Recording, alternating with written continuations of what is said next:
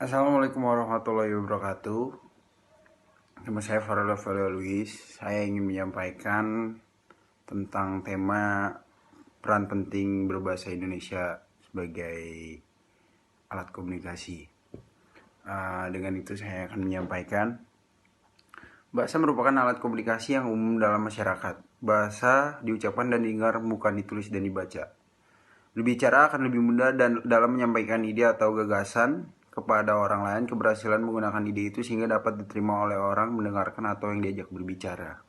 Bahasa Indonesia adalah bahasa persatuan yang lahir karena suatu keputusan dan perencanaan ketika kemerdekaan Republik Indonesia diproklamirkan pada tanggal 17 Agustus 1945.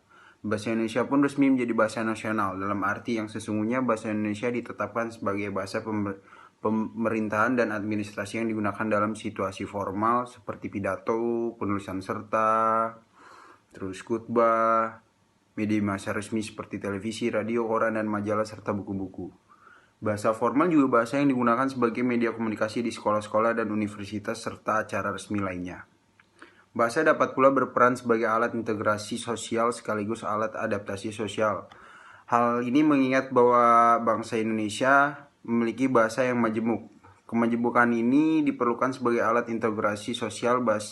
Bahasa disebut sebagai alat adaptasi sosial apabila seseorang berada di suatu tempat yang memiliki perbedaan adat, tata krama, dan aturan-aturan lain di tempat mereka berasal. Proses adaptasi ini berjalan baik apabila terdapat sebuah alat yang membuat satu sama lainnya mengerti. Alat tersebut disebut bahasa. Dalam pemakaian bahasa Indonesia, termasuk bahasa Indonesia ragam ilmiah, sering dijumpai penyimpangan dari kaidah yang berlaku, sehingga mempengaruhi kejelasan pesan yang disampaikan. Bahasa Indonesia juga adalah bahasa yang mampu menjembati jurang komunikasi antar suku yang memiliki bahasa daerah yang berbeda-beda. Itu mengapa pentingnya peran bahasa Indonesia dalam kehidupan sosial masyarakat Indonesia. Sarana utama yang mewujudkan dan memelihara Bhinneka Tunggal Ika, pemerintah tidak perlu menerjemahkan setiap kebijakan menjadi bahasa daerah yang berlain-lainan. Para peneliti, wisatawan, politisi, pengusaha, dan pihak-pihak lain berkepentingan lainnya tidak perlu mempelajari bahasa daerah jika mereka mengunjungi daerah tersebut.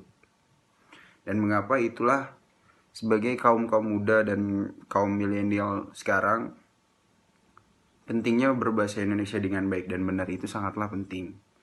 Karena sesuai dengan apa yang ada di Sumpah Pemuda dicetuskan pada tanggal 28 Oktober 1928, tertulis bahwa kaum pemuda-pemudi Indonesia menyatukan rakyat Indonesia dengan dicetuskannya Sumpah Pemuda sebagai bahasa Indonesia yang satu.